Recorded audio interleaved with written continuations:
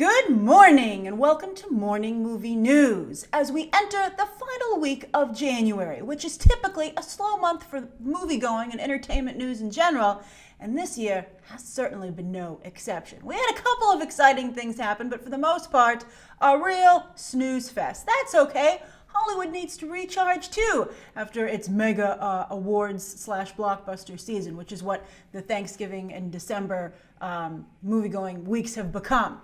And speaking of big movie-going weeks, we have 2 months coming up that are going to be jam-packed. And of course, there's March, which has typically been big because it represents spring break across the United States.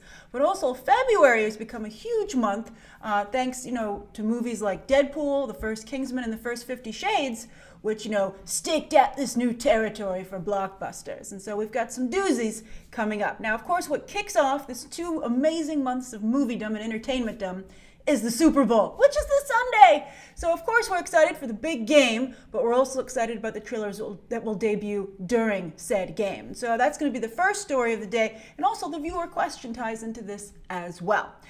So the big headline, so what we're going to discuss today are some of the trailers that have been announced that we can look forward to on Sunday. And I'll be covering all of them, so I can't wait to go over them with you because it looks like we have some great stuff to discuss. There will still be some surprises in store, don't worry about it. But now we have a couple of things, to whet our appetite. So the big headline, and this is a maybe, so it's not guaranteed, but it seems, I'm sure you've seen the rumor, that Netflix is going to get the new Cloverfield movie from Paramount, God Particle. And that's actually a very interesting business situation. We're going to talk about the business side of that acquisition for the second story of the day. Right now, we're just talking about trailers that air during the Super Bowl.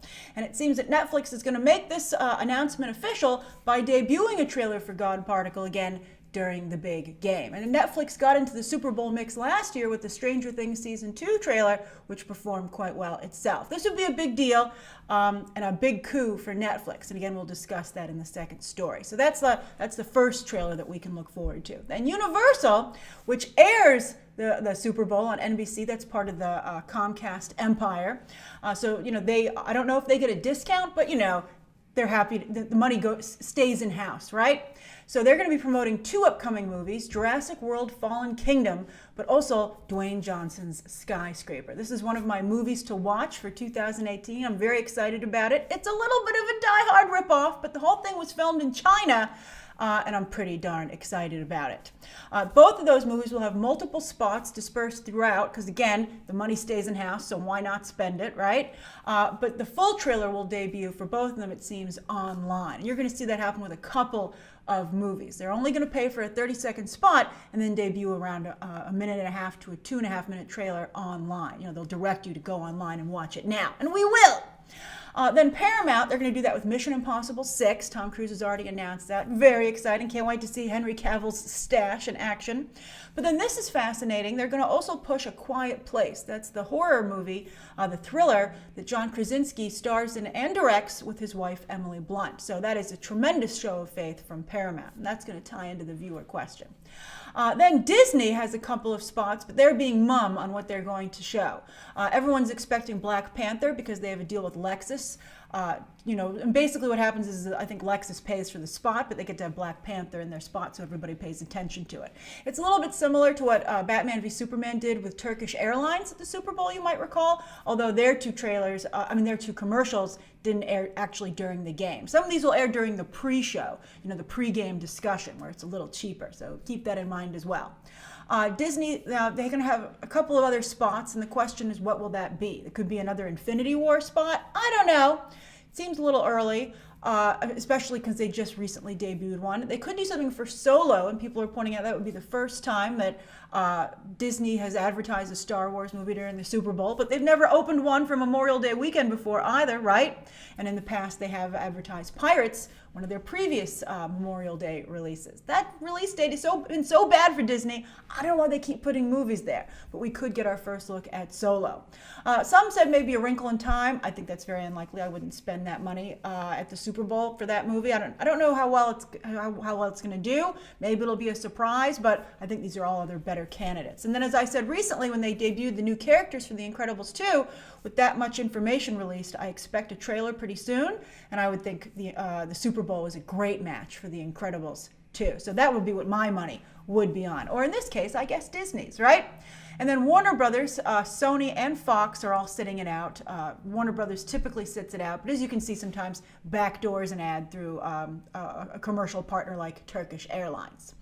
It's being reported that it's $5 million for a 30-second spot, and just to give you some perspective, ABC can only charge $2 million for the Oscars. So that's a lot of eyeballs on the Super Bowl. Very exciting, and it's one of the few times of the year that people actually watch the commercials, which I'm sure is also factored in to that price point, right? You will not be DVR'd or fast-forwarded. It's very exciting. All right, so that's the first story of the day, and I'm curious, what trailers are you the most excited about, and what do you think Disney will air? What spots do you think they'll air during the big game? And you could say all of them, but I don't think they're going they're going to go on that kind of a spending spree. I would guess maybe 2 in addition to the Black Panther Lexus spots, if that, maybe even just 1 more. But Disney's got the money; they can spend it for 2.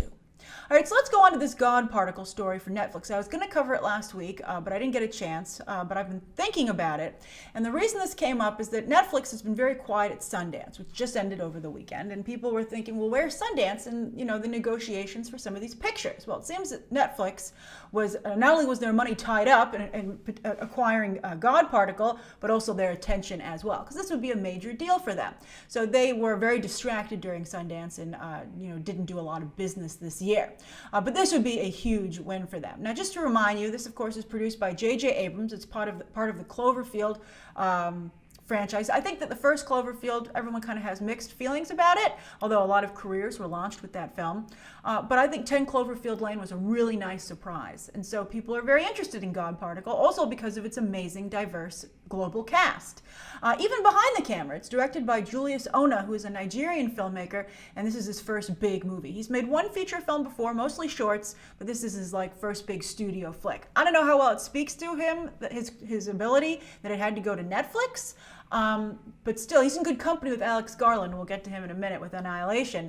And if it's well received on Netflix, well, then I think he would be able to rebound. But this movie stars Elizabeth Debicki, Daniel Bruhl. I love Daniel Bruhl. Gugu Mbatha-Raw, also a fabulous actress. Chris O'Dowd, Z Zhang, if you know from Crouching Tiger, Hidden Dragon fame, and then also David Oyelowo. And it's a space movie. It's a little similar to Life, that actually, interestingly, came out recently, was advertised at the Super Bowl, the Ryan Reynolds, Jake Gyllenhaal, Rebecca Ferguson movie. That was a crazy movie. I did not like that movie, actually. But anyway, so to see such a movie going to Netflix is weird, right? But here's what's happening.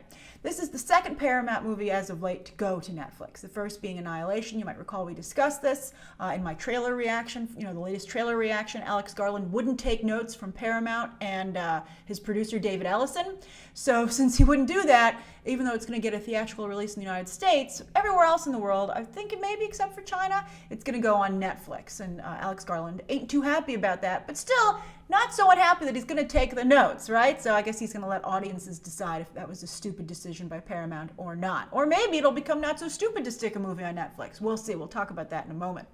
But what's happening here is, of course, as you know, Paramount is going through a regime change right now. Brad Grey, didn't do such a great job with the company over the last few years. Its box office numbers were poor. And then unfortunately, he was also very sick, and he actually recently passed away. So they handed the company over the reins, over the film studio, to Jim Giannopoulos coming out of Fox. You might recall that recently they had a big problem with their marketing person who said that he was sexist. And then he said, I got a bunch of women working for me. What are you talking about? And they're up there. These women were all like, we're very happy. But, it's not been the nicest, it's not been the cleanest regime change, right? And it seems that if any movie that Jim Giannopoulos doesn't like, he's found a way to get rid of it, and that's stick it on Netflix. They had a rough last quarter with both Mother and Suburbicon, and they got really snippy about it too, right?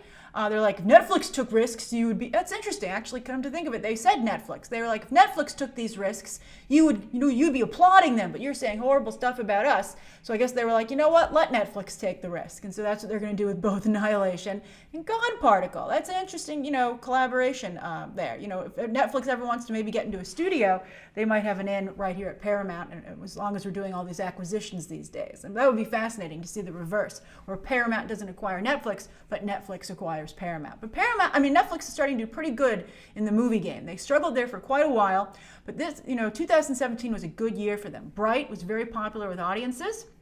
And then Mudbound finally got them on the board awards-wise. I don't think Mudbound is going to win a single award weirdly. I just actually watched it over the weekend. I thought it was quite good. Although, ironically, I have to say it, I'm so happy that the DP broke through and was the first woman ever to be nominated for Best Cinematography. But I actually thought her work was not particularly good, at least here. I mean, she's done a lot of Ryan Coogler movies. She's also the DP on the upcoming Black Panther film, and it looks fantastic. But on Mudbound, like the opening scene, you can't even tell what's happening. It's like you can't see what's happening. It's just total darkness. And I guess you could say that's intentional, but I don't think, I think that would be a weird choice to be like, you can't see what's happening. It has a couple of nice shots of the sky. I'll give it that. But overall, I thought it was actually probably the weakest part of the movie was the cinematography. But you know what? Good for her. She's on the board and she's done other good work. But I would definitely I would recommend Mudbound and Bright, actually. And so I'm glad that Netflix finally seems to be getting a handle on film. So I'm curious, what do you think of Paramount sticking these movies on Netflix? You plan to watch them? I'll watch them. I enjoy watching. I think Netflix is a great place actually for experimentation because it doesn't cost you any extra money, in addition to your subscription, which who are you kidding? Although I know some of you ride the subscription. I just keep it, but I know some people get rid of it when they're not watching something, which I think is interesting. Although Netflix is adding so many subscribers, particularly overseas, they're exceeding expectations, and their stock is in a mighty good place. And so, because like in the last quarter, I think they got way more subscribers in stateside, but even more than they were expecting overseas. So there's tremendous growth overseas, where, for instance, you can watch Annihilation because that's where it will be available to you. And maybe that's a great selling point by saying, look how many people overseas are Netflix subscribers. All right, so that's the second story of the day. Now, the third story of the day, speaking of award season, is that the Sundance winners were announced last night, or yesterday, and not too much fanfare, particularly because the Grammys kind of overshadowed it. They should have given out puppies. That was James Corden. I know a lot of you don't like James Corden, but that puppy gag was brilliant. You got to give him major props for that. But anyway, the big winner was The Miseducation of Cameron Post, starring Chloe Grace Moretz, and it's about LGBT conversion therapy, which I think, is appropriate to discuss now, particularly with, Mike Pence, the vice president, supporting it. And Chloe Grace Moretz, when they won, one of the things she said was she wanted to point out, and she hopes the movie makes it, clear to a lot of people that it's illegal in only 9 out of 50 states to force someone into LGBT conversion therapy, someone who's underage. It's a decision that parents are allowed to make. But I'm curious to see if The Miseducation of Cameron Post will do well awards season, the one after this, because Moonlight did very well, and a lot of people wondered if Call Me by Your Name would also be able to do well, considering the fact that the Academy likes to change up their cause du jour, right? And interestingly enough, Call Me by Your Name, while it has a ton of nominations, is not doing particularly well when it comes to actually winning awards. So I don't know if The Miseducation of Cameron Post, it's about the LGBT community, but obviously in a very unique way, and in a conversation about the community that hasn't really been had in the public eye very much. But I think it might be a little bit of an uphill battle for them. On that note, the Audience Award went to Burden, starring Garrett Hedlund, who's a member of the KKK in that movie.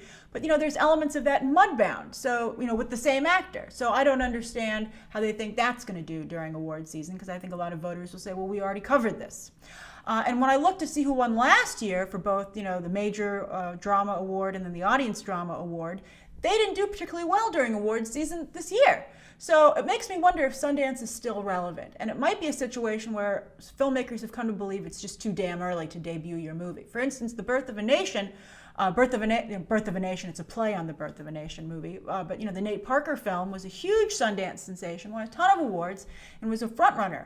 But since so much time was able to pass before award season, some very unfortunate stories, actually a precursor in some ways, I think perhaps to the Me Too movement, came out and killed the movie and killed Nate Parker's career. So people might be like, it's too early to debut my awards movie at Sundance. So I think people hold them now for award, the festival circuit in the fall. And I think that Toronto is just going to become more and more popular as the place to debut your awards contender. So I'm curious, did you pay attention to Sundance this year? Are you excited about any of these movies? I know some of you go to Sundance. Did you see either Burden or The Miseducation of Cameron Post? And do you feel those are strong contenders for this next year's award season? Maybe that's also the problem, that they kind of get mixed in with the conversation for this year's award season, even though they qualify for next year's, and so it's hard to separate them into the distinct next conversation. All right, so those are the three stories of the day. Now, I told you the viewer question circles back to the Super Bowl, so it's from Niv Arad, and Niv Arad says, Grace, I have a question. If studios can drop trailers on social media, like YouTube, and get millions of views a day, basically for free, it is for free, why do they still decide to pay millions to air their trailers on the commercial break of big events like the Super Bowl? Great question. All right, so we talk all the time, Niv, about the middle American audience that only goes to the movies once a month, if that, right? Well, if they don't go to the movies that much, do they go online a lot? I mean, there's a lot of people that just, I know it's hard to believe, right? But a number of people don't go online. It's just, and they don't visit YouTube every day. They don't have Twitter accounts. Twitter is such a big part of the national conversation, but I believe most Americans don't have a Twitter account, right? So that's why TV is still very popular. That's why network television is still very popular. That's why newspapers to some degree are still popular, even though magazines have died out. And that's why the Super Bowl is still popular, because you're able to get your movie in front of a number of people who otherwise maybe wouldn't make an impression. They wouldn't go online to check out the trailer. And they might not still, even though the end of the Super Bowl spot will say go online and watch the full trailer. They're like, yeah, I'll see it next time I go to the movies, whenever that might be. But they'll have still seen the 30-second spot. Also, there's the prestige of being a Super Bowl movie. I think that still means something, that the studio says, I'm excited enough about this movie that I'm going to spend $5 million to promote it, that I don't need to spend, as you pointed out, Niv, during the Super Bowl, because help me help you get excited about this movie. That's kind of the idea. Like, for instance, Paramount putting a Quiet Place spot for the at the Super Bowl, this little tiny horror movie about people who can't talk, because who knows why? We'll find out when we see the movie, starring John Krasinski and Emily Blunt. They must feel great about that movie. So it makes me more excited about it, and I think that's the idea. So there's that element. And again, as we discussed, they only are spending for the 30-second spot, and then they do put the longer trailer online. Nobody's paying to debut a full trailer during the Super Bowl. It's just too expensive. Again, especially as you pointed out, Niv, they can get it online. And that's where the views will count, that first most viewed trailer in the first 24 hours. They're not going to factor in the Super Bowl viewership, so they want to get you online, because that's now a very important record to hold as well, or at least to place on the top 10 or top 5 rankings of the most viewed trailer in the first 24 hours. It's going to be hard to unseat Infinity War at this point. Disney Marvel did a great job landing that top spot. But someone will do it eventually, and it'll be curious to... It could be The Incredibles 2, actually. That could be big. I think people are going to be very excited about that. And again, I think particularly with The Incredibles 2, an audience that's not going to be online so much. So the Super Bowl is a great way to reach out to them. So that's to answer your question, Niv. I'm curious to you guys. Do you get more excited about Super Bowl trailers? I know I do, and I think that it's important. I think Skyscraper and Mission Impossible 6, I think that makes them look really fantastic, that their studios are debuting their spots during the Super Bowl. The Super Bowl wouldn't be as fun without the big movie trailers. And so it's a good system where everybody scratches everybody else's back. And we all have a great time after getting back rubs. All right, so that's today's Morning Movie News. Thank you so much for tuning in. Please write down what you think of today's top 3 stories down below. Also the viewer question, anything you'd like to see covered tomorrow, and of course, as always, any questions that you might have. Thanks for watching. Bye.